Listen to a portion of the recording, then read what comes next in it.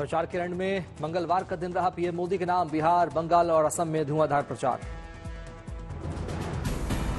गुवाहाटी में पीएम ने किया भव्य रोड शो, उमड़े हजारों लोग। पीएम ने हाथ हिलाकर लोगों का अभिवादन किया स्वीकार।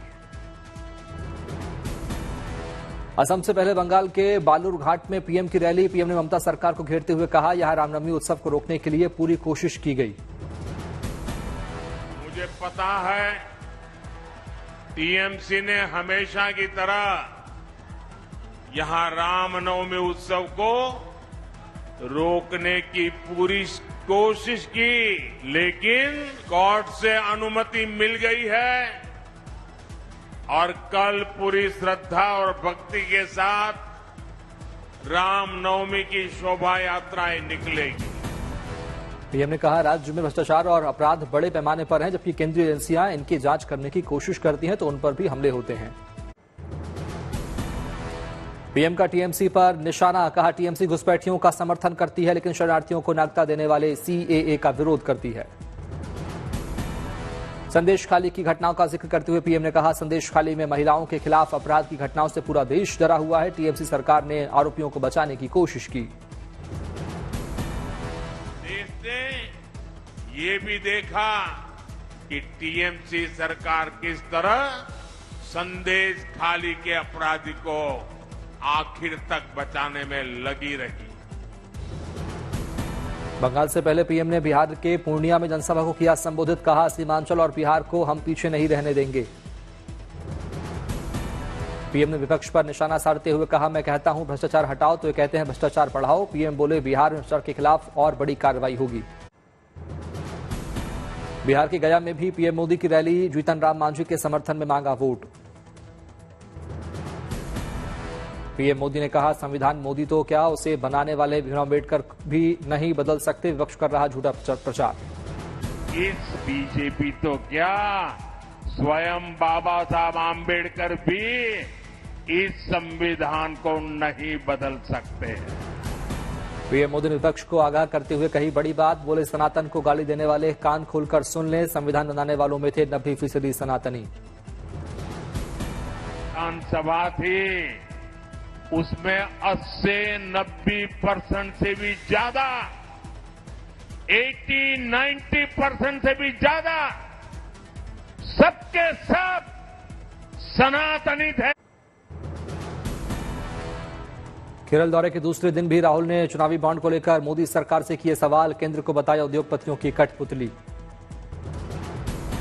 केरल के कोझिकोड और वायनाड में राहुल गांधी ने किया प्रचार। जनसंपर्क अभियान में जुटे। बुधवार को यूपी में प्रचार करेंगी प्रियंका गांधी। सहारनपुर में इंडिया गठबंधन के उम्मीदवार इमरान मसूद के समर्थन में करेंगे रोड शो। कांग्रेस नेता रणदीप सिंह सुरजेवाला पर चुनाव आयोग की कार्रवाई। 48 घंटे तक रैली जनसभा संबोधित करने पर लगाई पाबंदी। हेमा मालिनी पर टिप्पणी के मामले पर चुनाव आयोग का एक्शन। 16 अप्रैल शाम 6 बजे से लेकर अगले 48 घंटे तक प्रचार और आमसभा करने पर रोक। उत्तराखंड की पौड़ी गढ़वाल सीट से उम्मीदवार अनिल बलूनी के गृह मंत्री अमित शाह ने किया प्रचार। रामनवमी और रामलला का किया जिक्र। आज अष्टमी है, कल रामनवमी है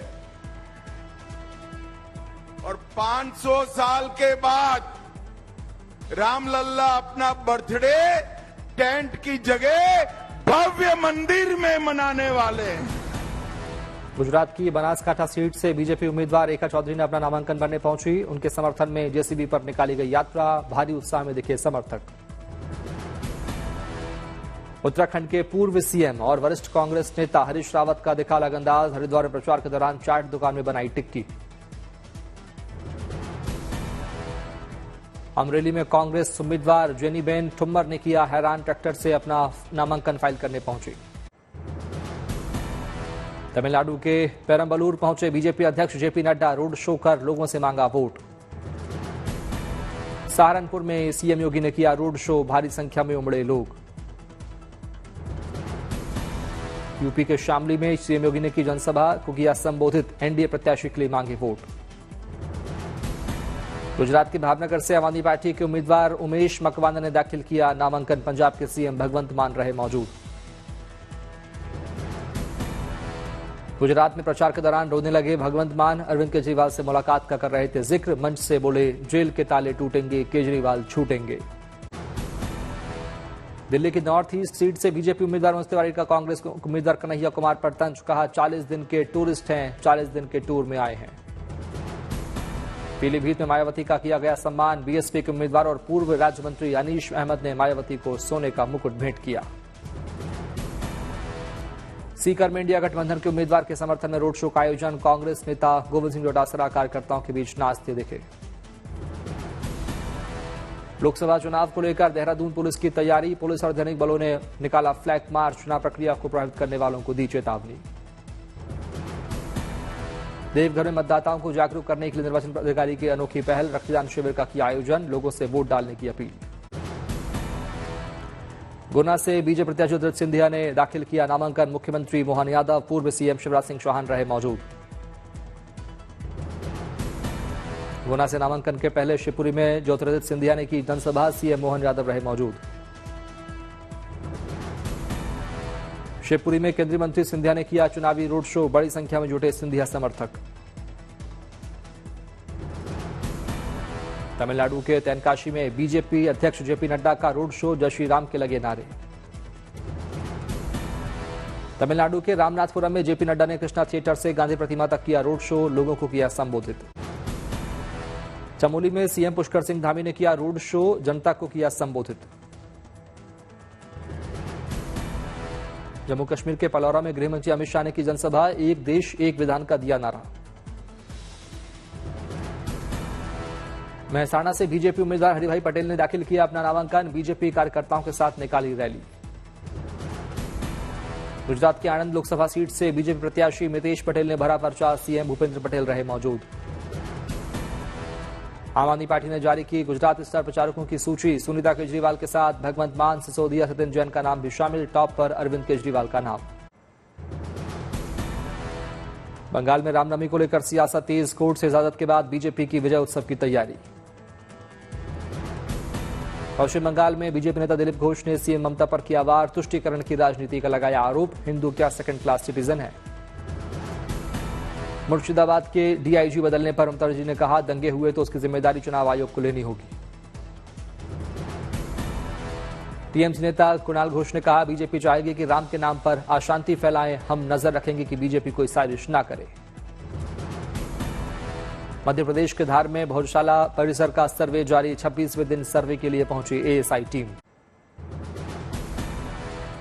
मध्य प्रदेश के राजगढ़ से लोकसभा सीट प्रत्याशी दिग्विजय सिंह का नामांकन। पर्चा भरने से पहले मंदिर जाकर बजरंगबली का लिया आशीर्वाद। बाद में इलेक्टोरल बॉन्ड का उठाया मुद्दा। उन्होंने जो लोग नकली दवाइयां बना रहे थे उनको भी पहले गिरफ्तार किया।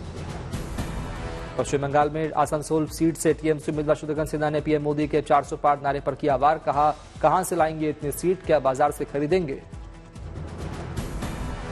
जयपुर में बोले कांग्रेस नेता अशोक गहलोत बीजेपी ने एजेंसियों के जरिए डरा धमकाकर कुछ कंपनियों से हासिल किया चुनावी बॉन्ड, फिर केस खत्म कर दिया गया।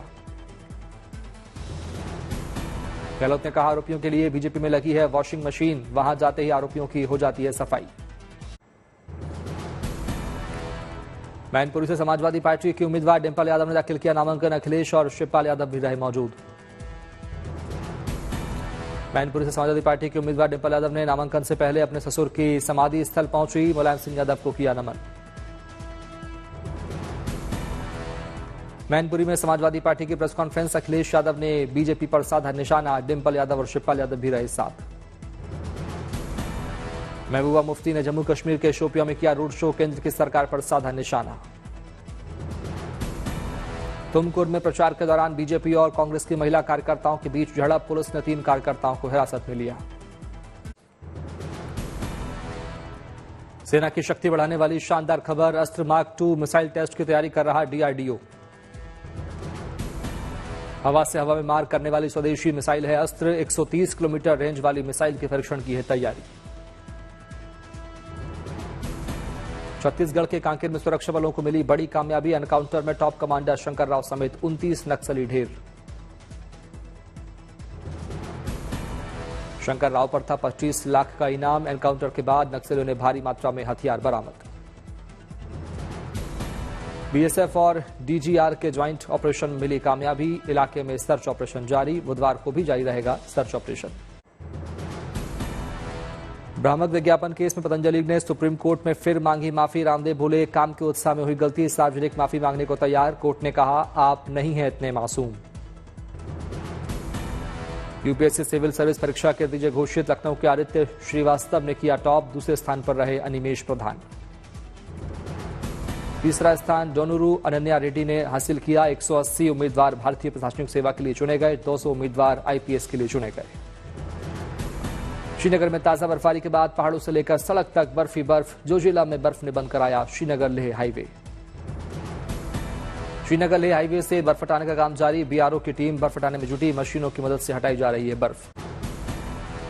महाराष्ट्र के मुख्यमंत्री एकनाथ शिंदे ने अभिनेता सलमान खान से उनके घर पर जाकर की मुलाकात, बोले महाराष्ट्र सरकार सलमान के साथ।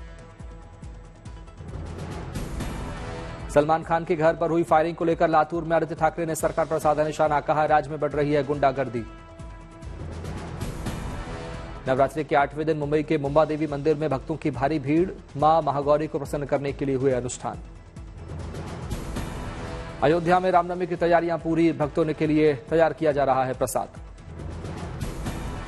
रोशनी से जगमगाया अयोध्या का राम मंदिर, पहली बार रामनवमी पर भव्य मंदिर में होगा श्री राम का जन्म अनुष्ठान। रामनवमी पर अयोध्या के राम मंदिर की फूलों से सजावट, देश विदेश से मंगवाए गए फूल। 500 साल के इंतजार के बाद राम मंदिर में राम जन्म होगा, भव्य अनुष्ठान। अष्टमी पर प्रभु श्री राम की कुलदेवी बड़ी देवकाली मंदिर में उमड़ा आस्था का सैलाब। रामनवमी के दिन रामलला का होगा सूर्याभिषेक, सूर्य की किरणें मंदिर में करेंगी प्रवेश।